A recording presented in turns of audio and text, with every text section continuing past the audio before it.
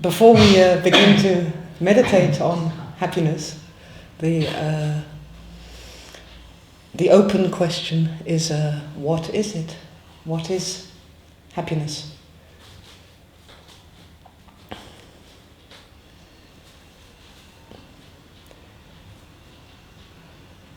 Is happiness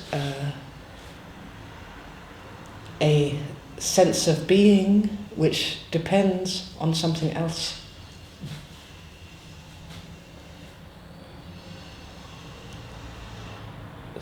If that was the case, then what we would be occupied with a lot of the time, as it's very pleasant to be happy, is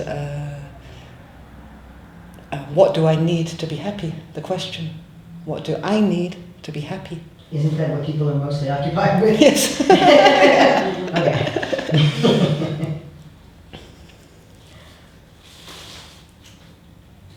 So this search, what do I need to be happy? What do I need from myself, from my life, from the world? What do I need in terms of something happening to be happy is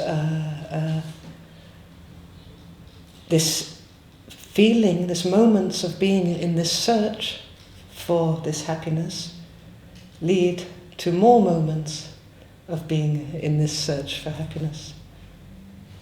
So when you look at it, this what's the feeling? You can look at the feeling that's behind this question that we set ourselves on a mission with. What do I need to be happy? What's the feeling behind it?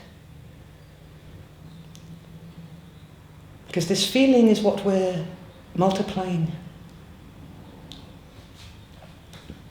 So what I find in the feeling, if I come really now into that feeling, this question, what do I need to be happy?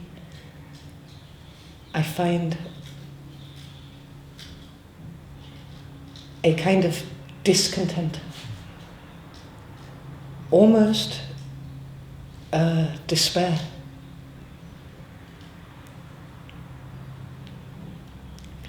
It's a kind of feeling which throws me out of myself, looking to change stuff, either in myself or around me or in the world, or to wish for stuff that can correct the feeling, that can give it back, that can make me happy. And so each moment births the next moment. So from moving from despair in a search to find this happiness here, which is here or here, I'm birthing the next moment, which is a movement from despair. So the classical search for happiness is more birthing despair, affirming a search which is motivated by despair, by suffering, by pain.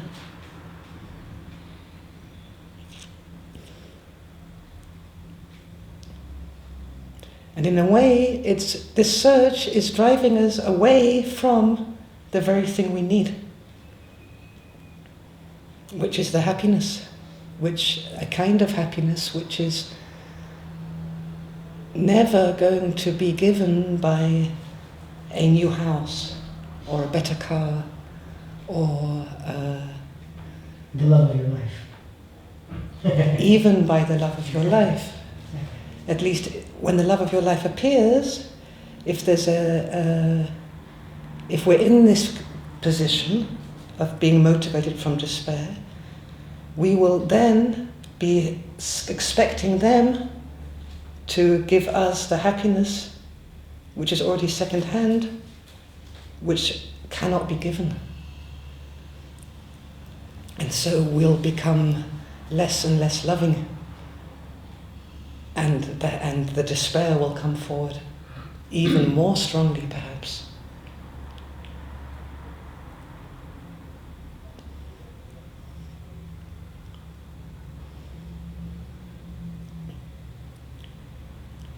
So, in the classical way of looking at happiness, there's a kind of confusion. And it's confusion caught within this polarity of mind, which is very, very, very born very young, early on in coming into physical life, that it's either or. So, when we're born as babies, there is this shock of pure pain, the sting of the air on the face, the first scream. Out of this kind of pleasure of unity with the mother, from inside the warmth of the mother, there is this shock of horror, in a way. The outside. Nurses, doctors, there's some stage there is pain. And then, quite soon after that, one way or another, there's the reunion with the mother, the comfort of being at one again with the mother.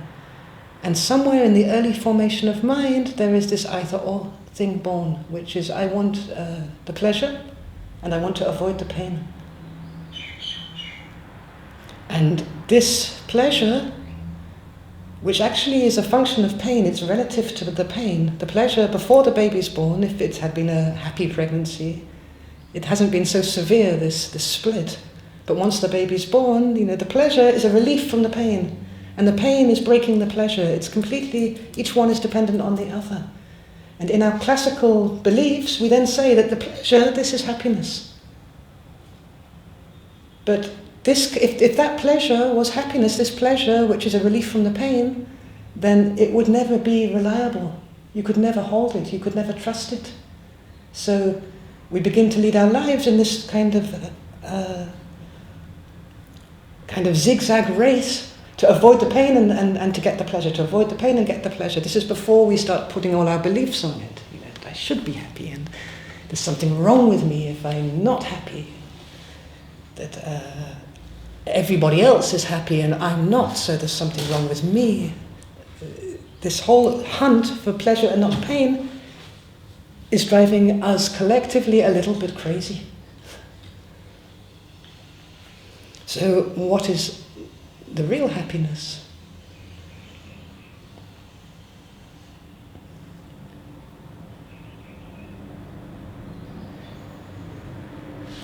It's entirely possible that the real happiness is there within us in a very, very still form, and sometimes it breaks through because there's a meeting, there's a reunion with the outside world. But in its essence, it's very, very still, and it's there all the time, or not at all.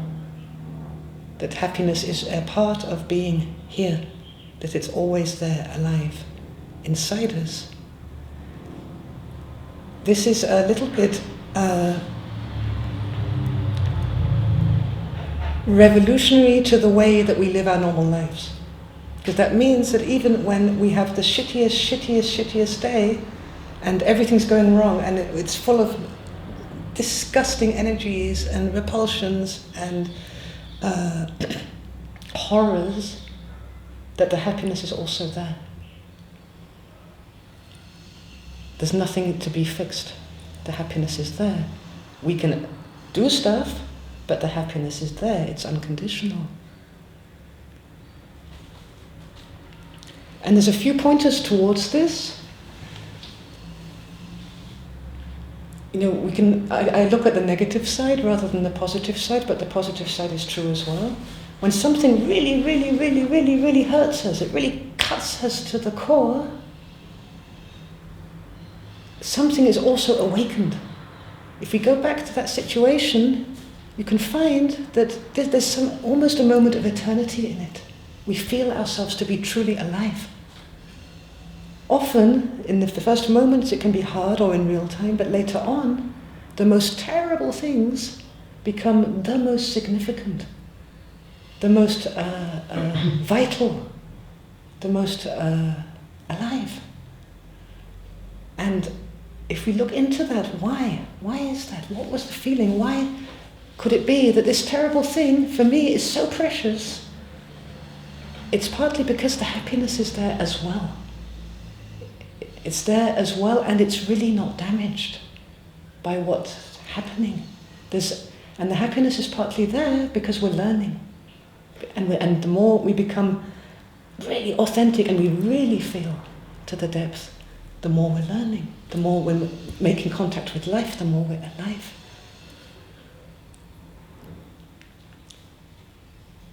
So it's a really good practice, and it's nice to do in this meditation as a kind of template, as a model for living. For me, it's a practice. This is a kind of waking meditation practice.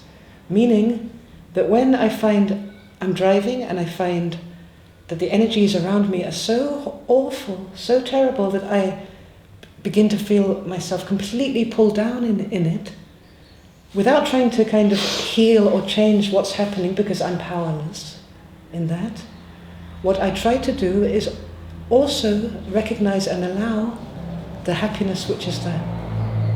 Secretly. Secretly, even in the most terrible circumstances, it's also there. And you find it once, and it doesn't mean that the circumstances go away. It doesn't mean we have to let go of whatever war we're in. It just means that we can be incredibly served by also allowing and acknowledging and accepting that the happiness is also there. We don't lose anything, but we allow also the happiness to be there at the same time. And sometimes this involves some kind of shame. There's a layer of shame there. It's like, I cannot be happy in this because then I will be stuck in this forever.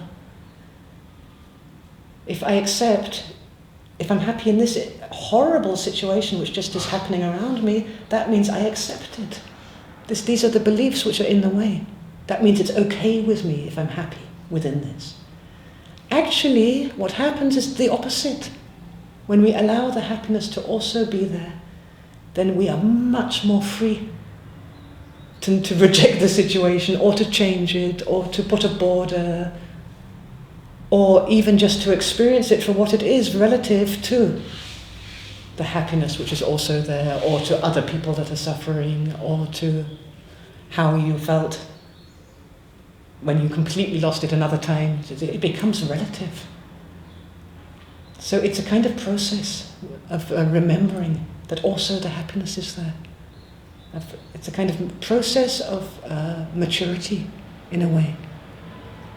And then what it means, and this is the kind of the work in it and the challenge and the promise in it, it means that when the shit hits the fan in our internal world, then we have an opportunity. Yeah. We always have another way. Yeah. We have an opportunity to accept that this secret happiness which is there is also there. To find it, to go inside with feeling, and to say, okay, also, I'm watching this. Also, something in me is getting fed by this, is interested, is happy within it. It's almost shameful. How can you be happy when you're having an incredible argument with somebody you love? And you're then by yourself and it's all the shit is flying. But that movement to notice that actually you're happy in it. It's not causing your happiness. It's not the cause of any happiness. It's pure destruction. But the happiness is also there, like it always has been, and it always will be. And it's not even that pure. It's pure in the sense of happy to be alive as human. Happy to be here. Happy to be human. And this is very, very, very strongly on our side. Meaning if we were to hear that we only had 5 days to live, no matter how terrible our circumstances were and how awful the energies around us, that happiness would come forward. But I love to be alive. I want to live. I'm happy to be alive. Perspective shift. It's not survival instinct. Survival instinct goes on as well. Only in the most bleak circumstances where people really become motivated by despair do they lead to a position where they genuinely, authentically come to a position where of such a rage that they reject life. There's a happiness in life, in being born, in being here, in going through the processes of it, in getting old. There's a happiness, and very close to that there's an exquisite beauty. And that both are completely unconditional to what's happening, good or bad, pleasure, pain. Do you remember when you hurt your leg?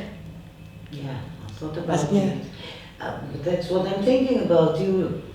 Like you see, there is another way, and it's you, and you are Yeah. powerful, Yeah. and you are creative, and Yeah. I think, but this is happiness. Yeah. No. That's the results of it, of the movement. When you allow also the happiness, what comes forward is an incredible empowerment. Because you're not hooked inside the situation anymore, you're not caught. Yeah, you're free. Yes. You begin to master living. It's an art. It's an art of happiness. And it's connected to the art of living.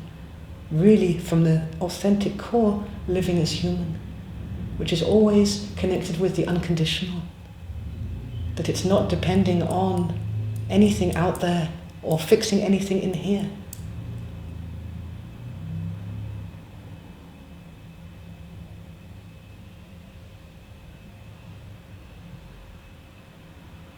From this position, it's possible to make the most beautiful forms. From the position of the artist, from the position of the piece of clay, being formed by circumstances, being broken and remolded, and it's not possible, there's no freedom.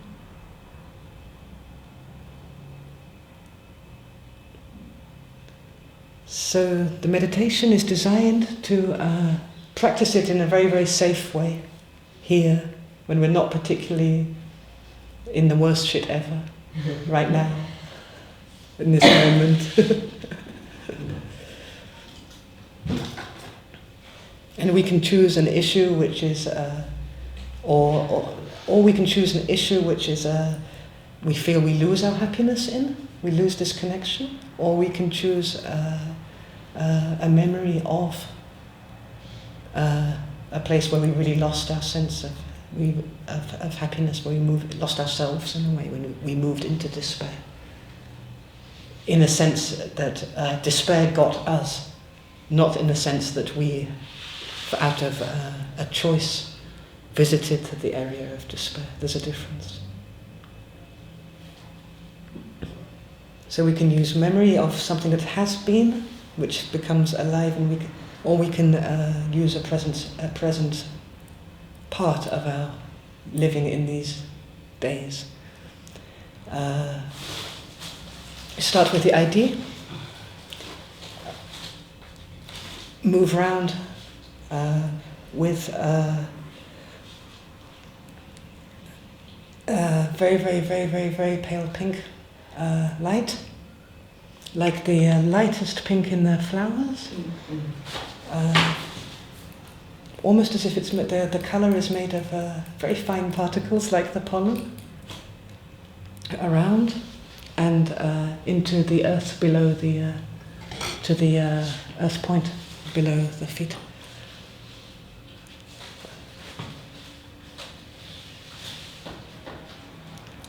Allow the color tends to expand. This color tends to move and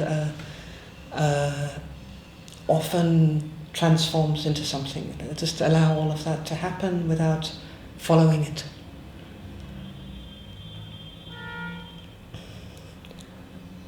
From the earth point, we move spiraling, around like this, like really around us? around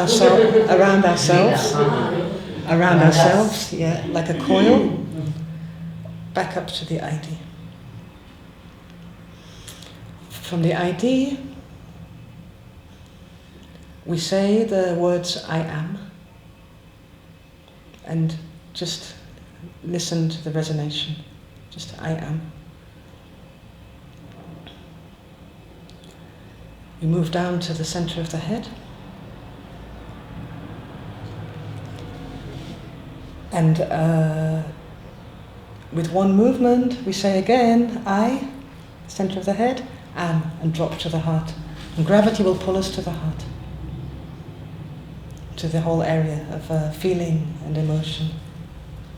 I am. Fill in the blank. Don't fill in the blank. Then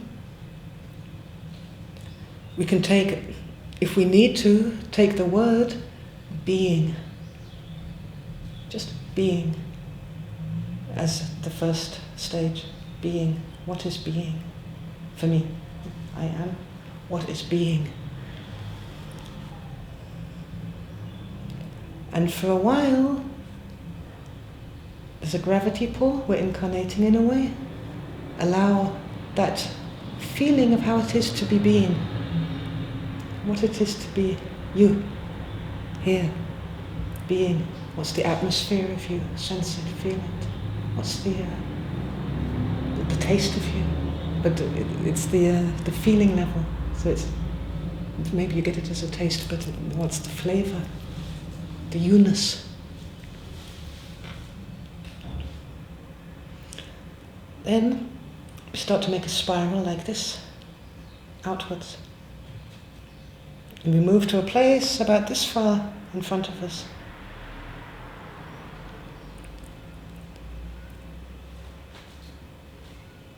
And wait, allowing whatever comes forward to come forward,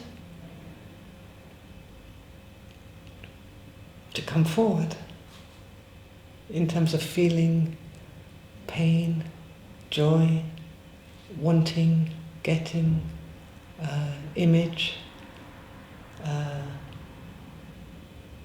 emotion,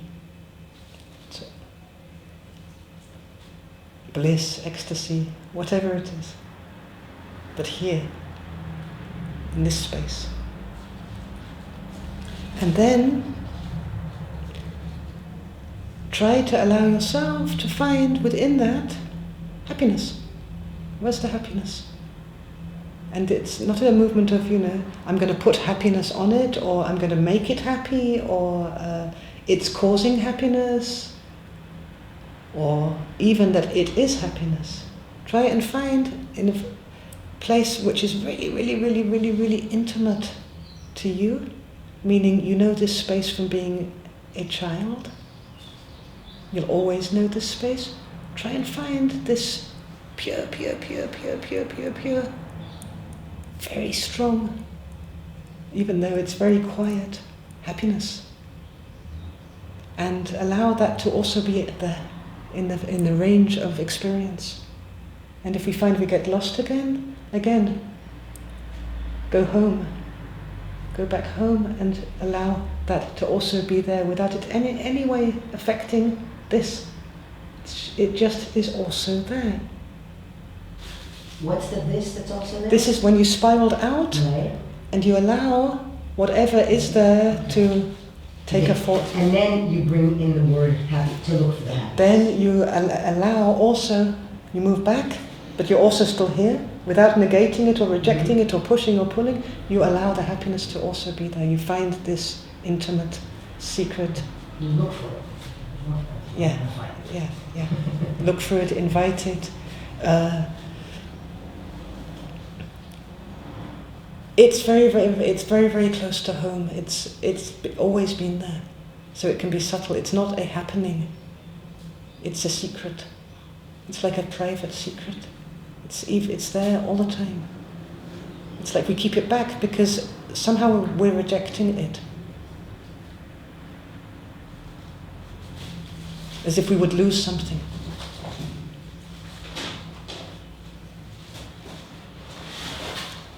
And then there's some music. It's very, very good when the music starts to allow the music, which is kind of like a chisel in a way. It's a vibration which is cutting through whatever experience you're happening. So to stay for a while in the feeling and just to watch how the music is structuring the feeling. See what's happening with the feeling, how the feeling is taking or more moving or transforming or whatever's happening with the allowance of the music, this is opening the ears of the heart, the ears of awareness, which is much more to do with feeling vibration of music.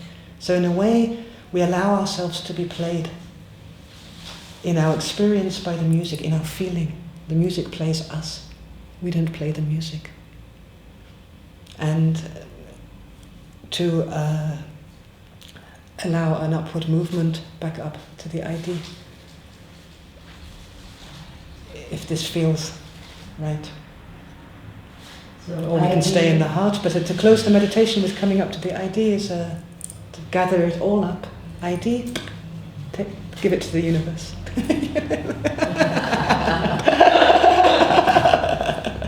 It's always nice to close something like